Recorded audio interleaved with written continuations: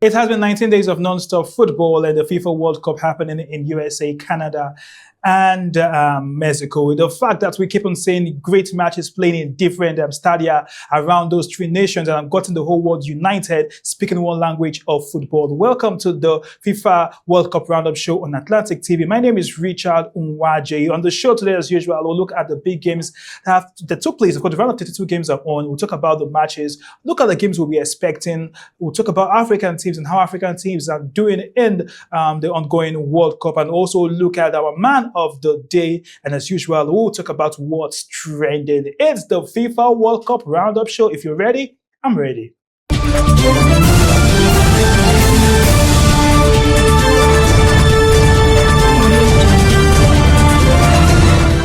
And we're still talking around the FIFA World Cup happening in Mexico, USA, and Canada, where the great game, they call it soccer in USA, we call it football in Africa, but whatever name you want to call it, the truth is that we are seeing great games, great football, and it's round 32, it's the knockout stages, the stage where every single person wants to be part of. Richard Unwaje is the name as usual, and of course I do my best to make sure I capture the whole details, everything happened around the World Cup. Now let's look at the start of the games that happened, the round 32 matches, and let's talk about those that have packed their bags. As I always say, they have packed their bags already. Let's start with Ivory Coast and Norway. It was a very interesting game yesterday where we had Norway go against Ivory Coast. Now Ivory Coast is one of those African nations that many expected them to give us their 100%. Norway took the lead in the game. Ivory Coast had a chance, had possession, and before we know, Ivory Coast had the goal. Now let's talk about the goal Ivory Coast had. Ahmad God gave us what we call a sensational goal, where we saw Ahmad, do the whole dancing inside the 18 of Norway to score that particular goal. And of course, we were super excited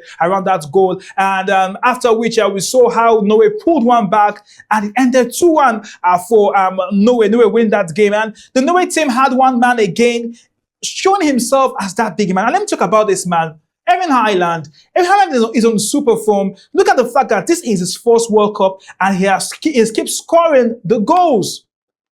Keep scoring the goals, and yesterday wasn't that day for Erling Haaland to score goals again. And many have spoken about the fact that he's just a Man City man who scores the goals, but he's proving his critics wrong that he can score goals for his country. And it's fair to say that the Norway team is carried by the Superman, Erling Haaland, and also thanks to the midfield machine, Martin Odegaard, who is also helping the Norway team to do well. But the whole story is captured with one man who has increased his goal tally again, scoring 5 goals already in the World Cup. And everybody are talking about one Superman, Erling Haaland, his first World Cup. Norway, the Vikings are enjoying every single thing that the World Cup is bringing with what they are doing. And they have sent packing. They've officially pushed the Ivory Coast team back home, back to Africa after they won that game by 2-1 yesterday. And let's talk about the runners-up of the last World Cup, France. France had their day yesterday against Sweden. It was one very interesting game. Sweden had a game plan. It was a simple game plan. The game plan was let's defend, let's block everywhere, and let's stop the French national team for having the chance to score a goal. That was their plan. But to be fair, that was not a bad plan for them.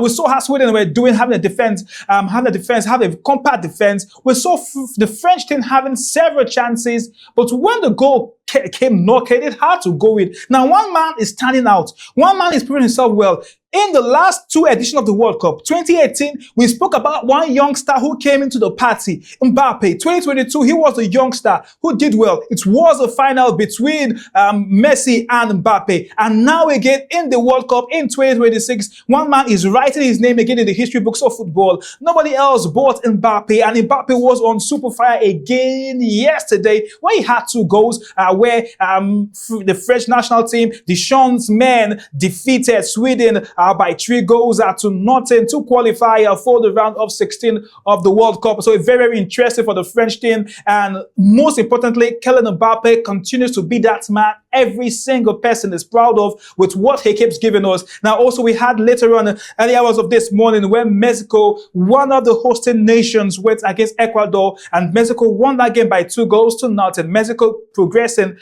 to the round of 16. Now, it's an interesting fact that we have all the hosting nations so far, apart from USA, who are yet to play, qualifying for the round of 16. And for many people, this is really beautiful.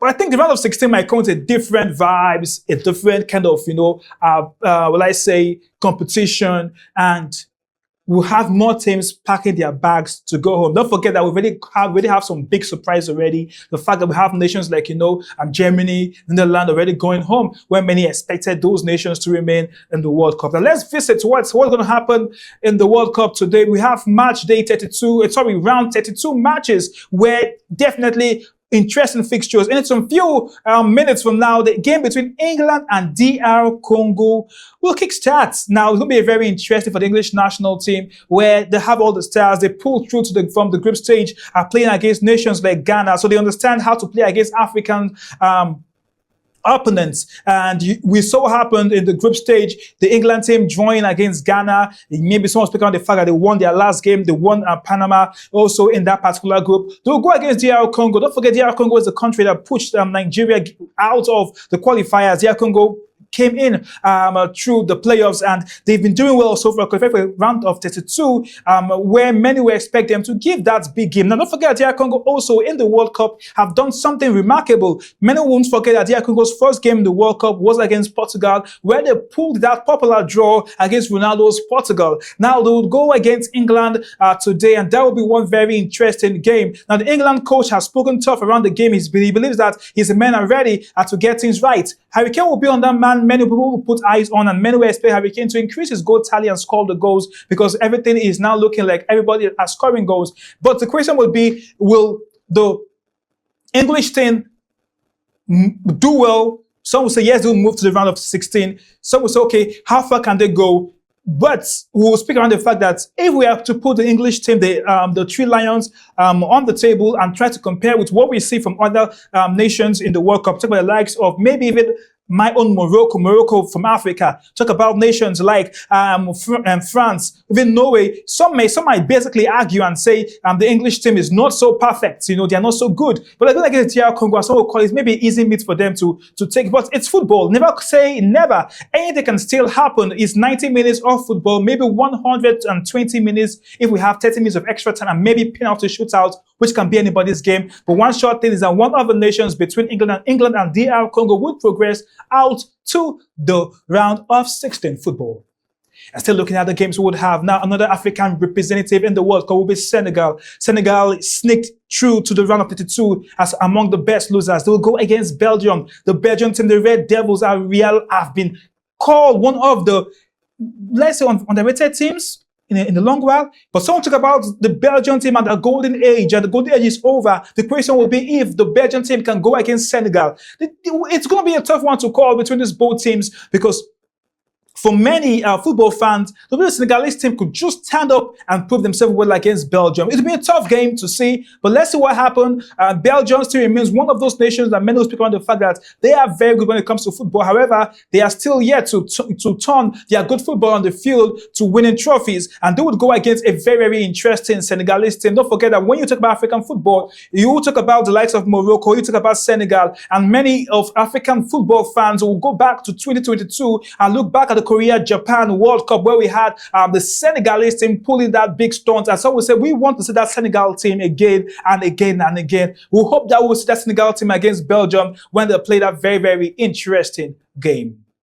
And still looking at the World Cup, now USA will play against Bosnia in on that match in round 32. Don't forget that USA is the remaining host nation that is yet to play, play their own round of 32 games. It'll be a very interesting game to see. Some will go the USA way, but some will not forget that Bosnia were able to pull some kind of stunt in the group stage. But USA still have the upper hand, the hosting nation, they have the whole crowd supporting them today, and many will expect them to have a way to pull through. Let's wait and see what happens around the round of 32 games, where, of course, progression is moving to the round of 16, and we're already seeing things pairing up in the round of 16 football. No time to waste. It's 1st of July, and everything is playing out already. It's 18 more days before the final whistle of the World Cup will be blown, and the men will be asking, who will definitely win the World Cup. I think in some few days' time, we will now be able to, come up with something.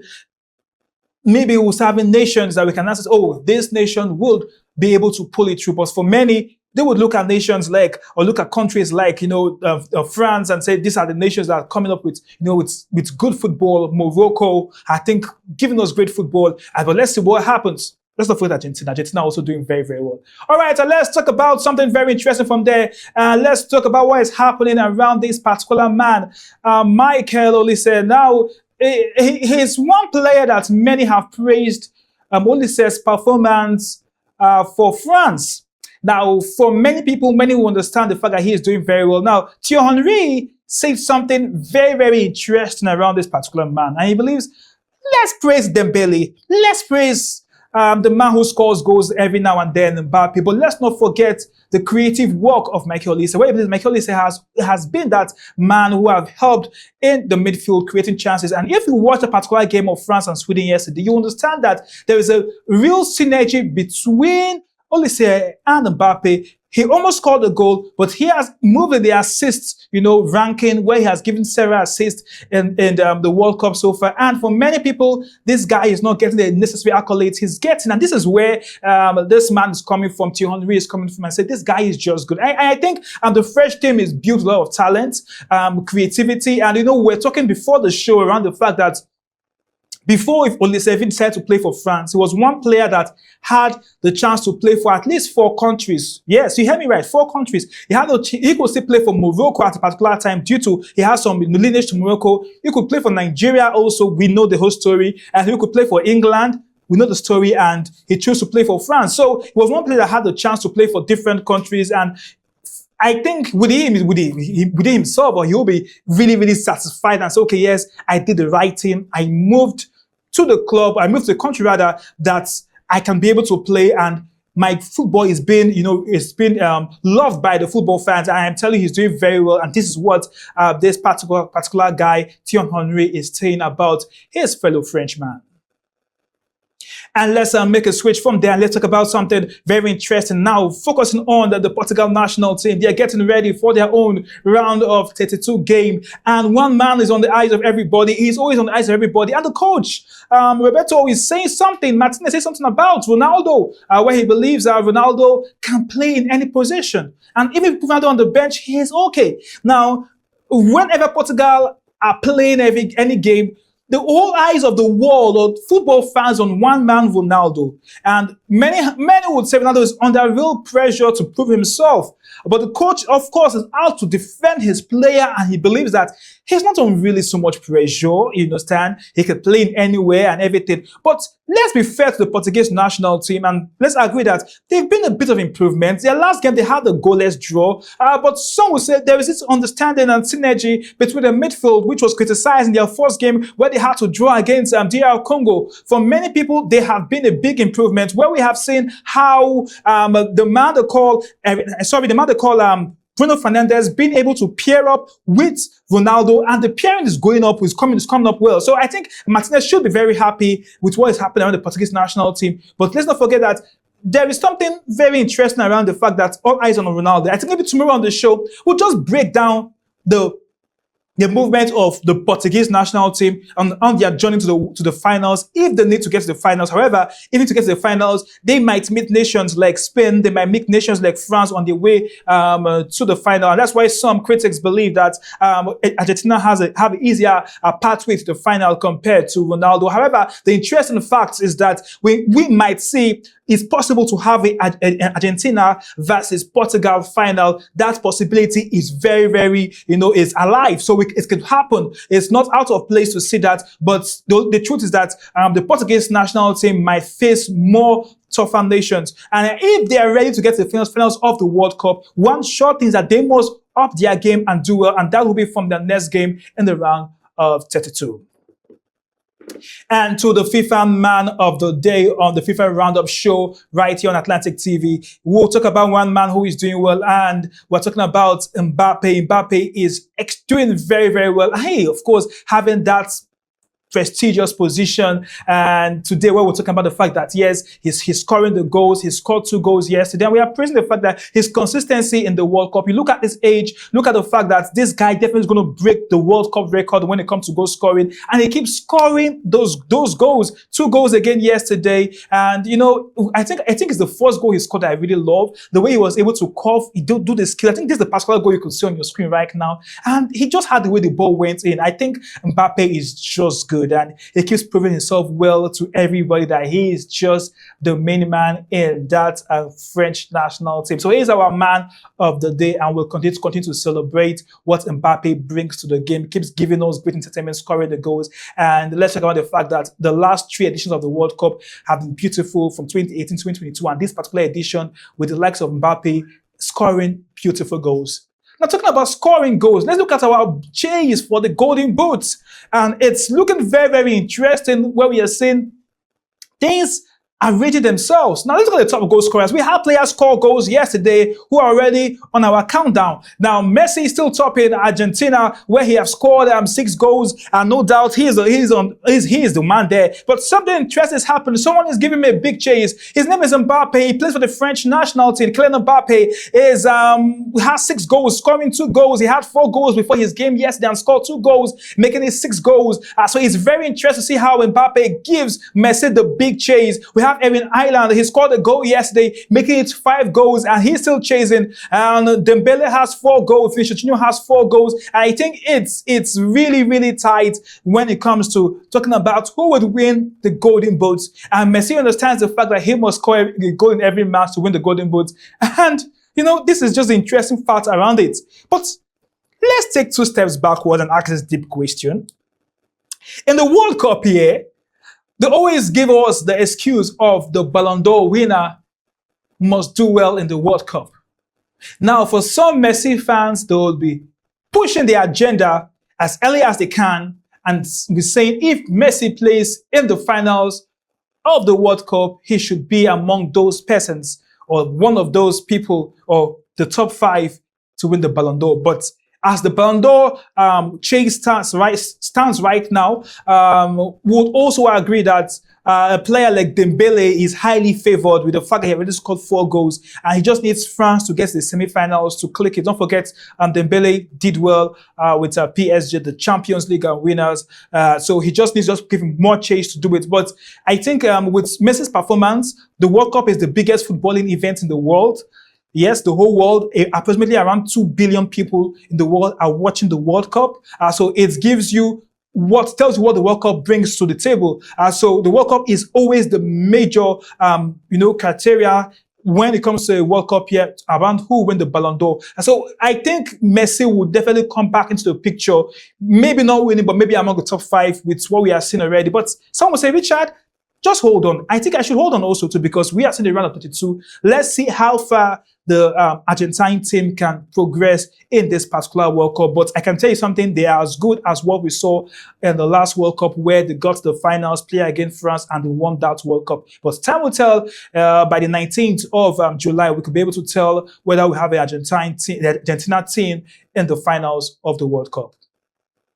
And let's move to the favorite part of the show for me, because this is what is trending around the FIFA World Cup, where we talk about everything that is happening outside the field. And let's start up with this particular video, which is of course trending on social media, which is about how football, it's not a war, it's not a battle. You might play in the field and be opponents, but after the game, you guys are friends. And this was, I think, the game where we had Brazil and Japan, where we saw Alisson going to, shake the Japanese player after Japan, of course, were eliminated from the World Cup. And for many people, this is not just good. This is unique. This is wonderful. And this is what football should be all about.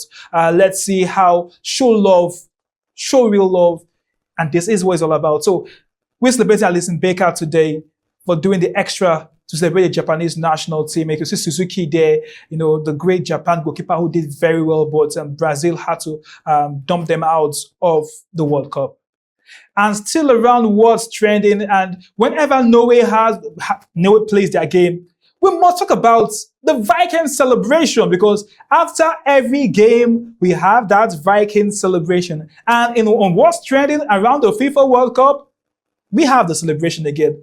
After their game yesterday, after they had to push our African neighbors in West Africa out, Ivory Coast, they had this wonderful celebration. It's unique, and you'll be asking yourself, how many Norway fans are in the USA? How many of them travel for the World Cup? But you could tell that thousands of them are celebrating. They go to the stadium to follow up what their country is doing and support their national team. And this is what we can see. A unique celebration from them, very, very unique. And I think it's how these guys can be able to do this together. I always think about how come, but that's something they've been doing for years. For many people who believe that they're already used to choreographing this particular, will I call it dance or celebration, or I don't know. Call it Viking celebration, right? All right. Thank you for joining us on the show today, the FIFA World Cup Roundup show. I'll be with you tomorrow to follow up the biggest story around the World Cup. It's the Atlantic TV, and don't forget, we are following up all the biggest stories happening around the World Cup. My name is Richard Unwaji.